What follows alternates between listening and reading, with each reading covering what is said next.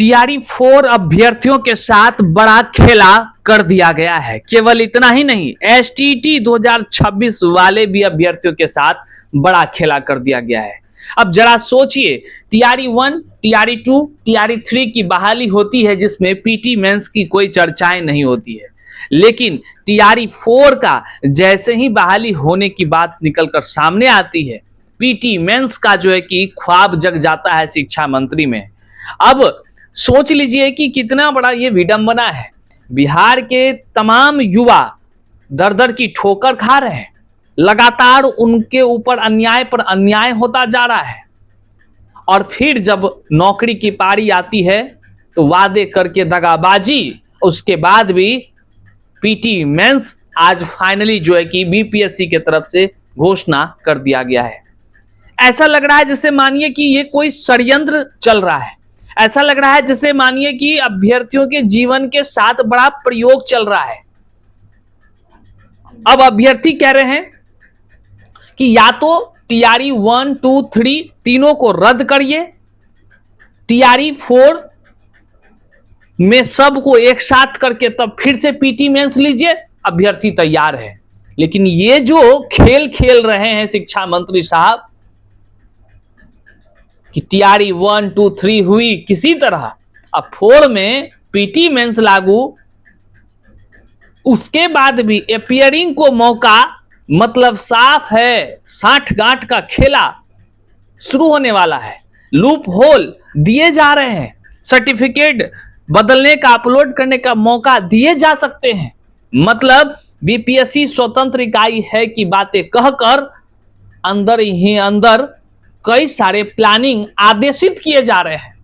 ऐसा इसलिए हम बोल रहे हैं कि जब बीपीएससी का पोर्टल खुलेगा, जैसा शिक्षा मंत्री कह रहे हैं, सर्टिफिकेट जो एसटीटी 2026 पास करेगा वो सर्टिफिकेट अपलोड करेगा, तब एडमिट कार्ड या एग्जाम होगा, तो सोच लीजिए वहां कितने तरह के हो सकते हैं। ये यूं ही नहीं कह रहे हैं, ये संभावनाएं इसलिए बढ़ रहा है क्योंकि टीआरई 1, टीआरई 2, टीआरई 3 में पाए गए हैं ऐसे कई लोग। खुद विभाग ने पकड़ पकड़ कर आयोग लोगों को, जो आयोग की आंखों में धूल झोंका था, उसकी नियुक्ति समाप्त किए हैं।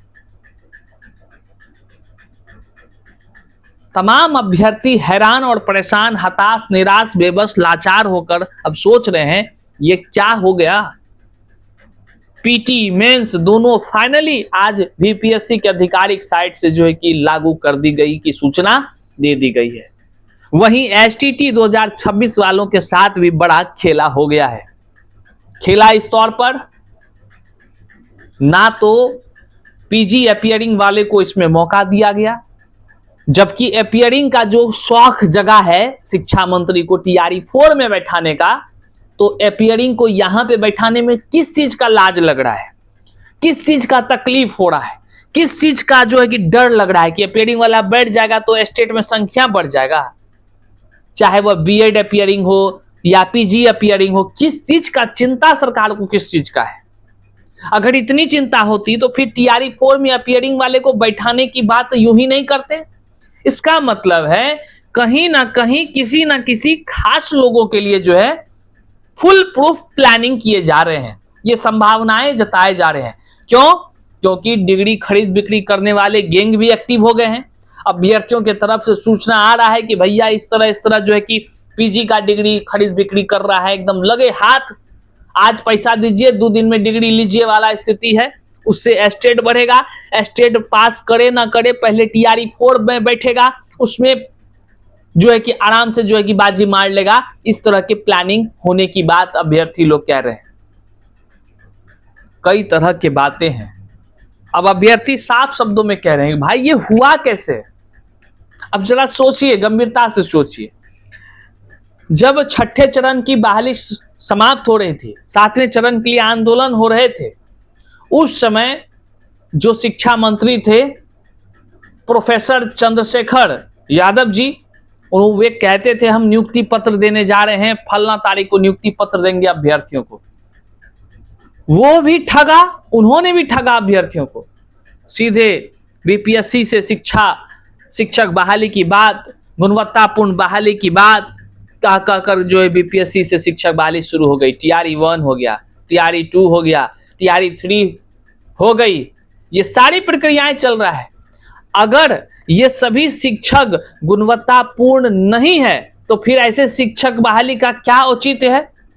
हम ऐसा क्यों बोल रहे हैं? क्योंकि टीआरई 4 में आखिर क्या वजह रहा जो पीटी मेंस लागू करने की नौबत आ गई? क्या यह उचित है? अगर पीटी मेंस लागू होने की बात आई तो आखिर टीआरई 1, 2, 3 फिर क्यों उस तरह कराया गया? क्यों लाखों की संख्या में शिक्षकों को भर दिए गए विद्यालय में? अब अभ्यर्थी साफ तौर से कह रहे हैं या तो टीआरई 4 की बहाली उसी तरह करिए जैसे टीआरई 1, टीआरई 2, टीआरई 3 किए, क्योंकि वहां भी आपने गुणवत्तापूर्ण शिक्षक बहाली के नाम पर ही बीपीएससी से शिक्षक बहाली करवाने का काम किया है। अगर वह गुणवत्तापूर्ण नहीं है, अगर टीआरई 4 में पीटी मेंस होगा तो सबको रद्द करिए, एक साथ एक जैसा व्यवहार करिए और एक साथ फिर से परीक्षा लीजिए। जो पास करेगा पीटी मेंस के साथ जो है कि सबको आप नौकरी दीजिए। अब जरा सा एक और तर्क को समझिए। शिक्षा मंत्री जो प्रयोग कर रहे हैं, जो खेल खेलना चाह रहे हैं, ये पूरा खेल टीआरई 4 के बहाली को फंसाने जैसा साबित हो सकता है।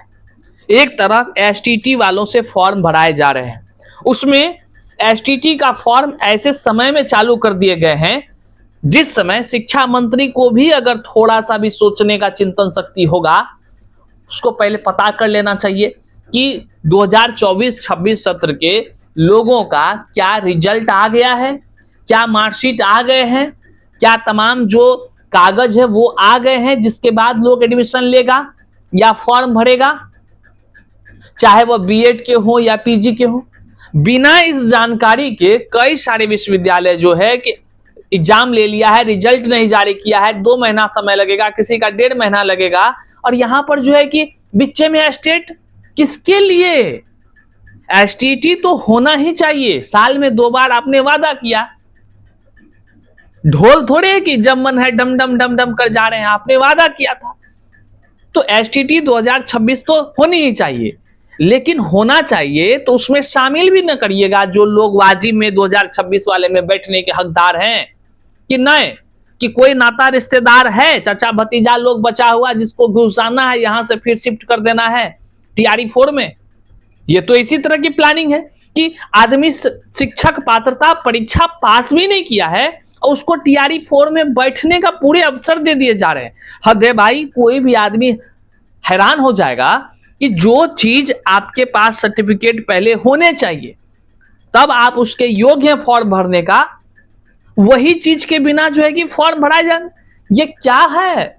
क्या कहना क्या चाह रहे हैं? अरे शिक्षा मंत्री साहब, मुख्यमंत्री साहब का नाम लेकर के आप क्या कहना चाह रहे हैं?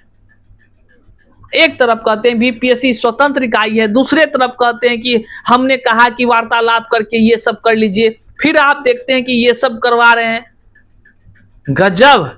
एक बात और आपको हम बताते चले तमाम अभ्यर्थियों को कि शिक्षा मंत्री ही सबसे पहले पीटी मेंस की बातें कहा था, ना कि बीपीएससी ने पहले कहा था, याद रखिएगा।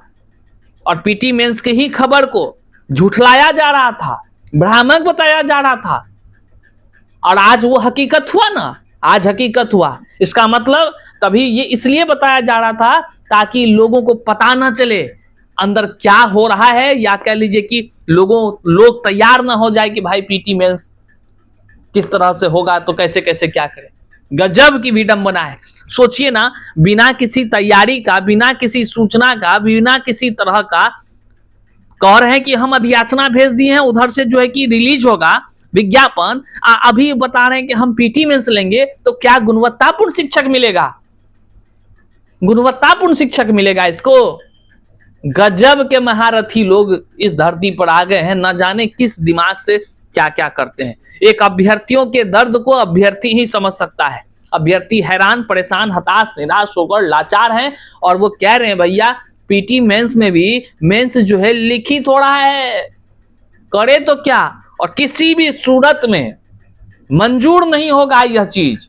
या तो टीआरई 1, 2, 3 को रद्द करके एक जैसा सामान्य व्यवहार करिए, एक परीक्षा लाइए और पीटी मेंस करिए उसमें, सब शिक्षक को फिर से बहाल करिए, चुनिए गुणवत्तापूर्ण। देश बदलना है, राज्य बदलना है, एकदम गुणवत्तापूर्ण शिक्षक चुनना है तो रद्द करिए TRE 1, 2, 3 और करिए एक साथ परीक्षा। PT लीजिए, मेंस लीजिए, इंटरव्यू लीजिए और 10 एग्जाम उसमें ले लीजिए, दौड़ भाग सब ले लीजिए, पूरे हीरा चुन लीजिए ना भाई, हीरा।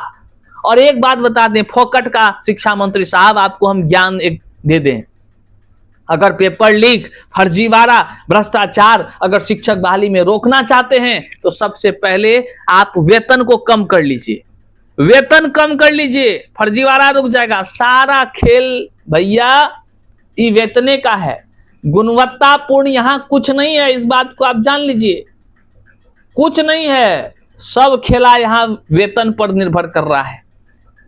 वेतन जहां कम करिएगा ना वहां पर सब सेटिंग गेटिंग फर्जीवाड़ा लोग करना ही छोड़ देगा, फिर आपको शिक्षक ही नहीं मिलेगा। आप देखिएगा, आप देखिएगा जो भीड़ 12 लाख 13 लाख देख रहे हैं ना बाबू भैया, सब वेतन का खेला है।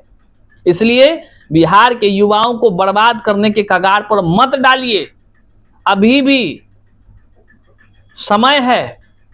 जैसा बहाली पहले लिए हैं उस तरह बहाली लीजिए, और नहीं तो सबको रद्द करके फिर से बहाली लीजिए, सब कुछ उसमें लोग देने के लिए तैयार है। और नहीं तो अभ्यर्थी अब बर्दाश्त नहीं कर रहे हैं, याद रखिएगा, यह बहाली पूरी तरह से जो है कि फंसने को तैयार है। करे तो लोग क्या करे। और STT जो ओवरेज वाले हैं, जो STT 2026 से अपीयरिंग वाले हैं, क्यों नहीं मौका मिलेगा उसको। जितने भी आप अभ्यर्थी हैं, चाहे TRE 4 में ओवरेज वाले हों या STT में PG अपीयरिंग वाले हो, BEd अपीयरिंग वाले हो या ओवरेज वाले हो, आप सब व्यक्ति अब संघर्ष करिए, क्योंकि जिस तरह का खेल हो रहा है इस खेल में अगर आप नहीं शामिल हो सके तो आपका जीवन ही आगे बर्बाद हो जाएगा। हमें व्हाट्सएप कर लीजिए अपना, जो जिस भी तरह के परेशानी से गुजर रहे होंगे उस मुद्दे को लेकर व्हाट्सएप अपना नाम डिटेल सब कुछ बताइएगा, जरूर कुछ ना कुछ उचित आपके लिए कदम उठाया जाएगा। बहरहाल इस वीडियो को शेयर कीजिए, चैनल पर नए हैं तो सब्सक्राइब कीजिए। मिलते हैं अगले वीडियो में, तब तक के लिए जय हिंद।